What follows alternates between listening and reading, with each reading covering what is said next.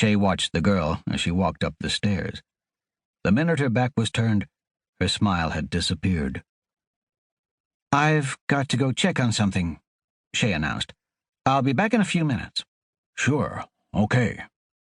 James barely nodded.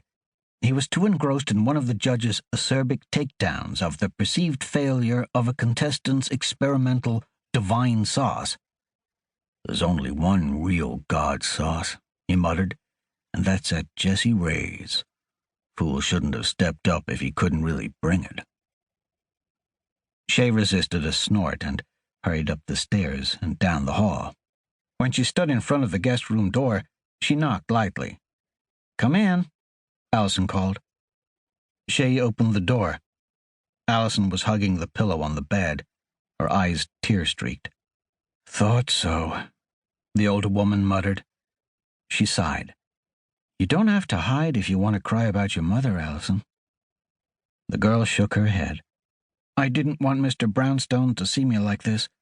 It'll make him feel bad, and he's already done so much." Shay came in and sat next to her on the edge of the bed. "He may only have two settings when it comes to showing emotion: asshole or clueless.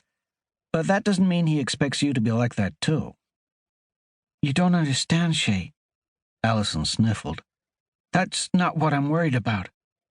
"Then explain it to me. I know about pain, Alison. I can't say I've always dealt with it well, but I do know what it can do to your heart and mind." "I don't want to cry and make him feel worse." The teen sucked in a deep breath. "I can tell by the way he's talking and his energy that he blames himself, that he thinks he let me down or something. I wanted my mom back, but it's not Mr. Brownstone's fault. It's my dad's, and those Hurricane guys. I was happy when I heard about them being killed on the news." Shay stared at Alison, taken aback by the girl's insight. They would have to stop underestimating her. "Don't worry about Brownstone. Worry about yourself. He's the adult—" She waffled a moment. "Well, adult-ish person, and you're the teenager. No one's going to blame you for being sad over your mom dying. It's what we'd expect." Alison nodded, but then her face twitched and she threw her arms around Shay. The girl's restraint shattered, and she buried her face in the woman's chest. "Mom," the girl sobbed. They sat there on the bed like that for several minutes, Shay stroking Alison's hair while the girl cried a tsunami of tears over all that she'd lost. The tsunami became a mere wave, then finally a shallow trickle. "Sorry," Alison sniffled out, her cheeks and eyes red.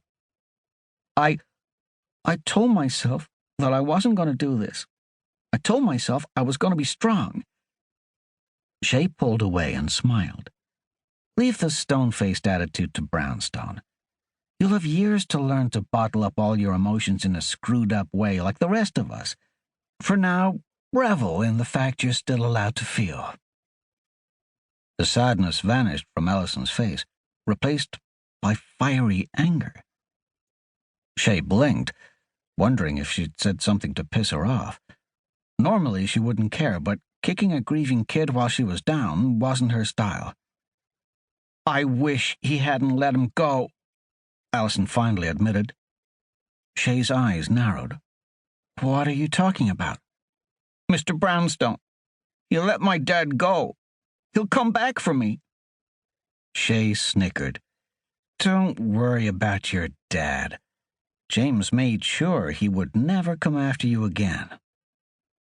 Alison looked up with a question on her face, but no words emerged from her mouth. The girl exhaled softly and nodded.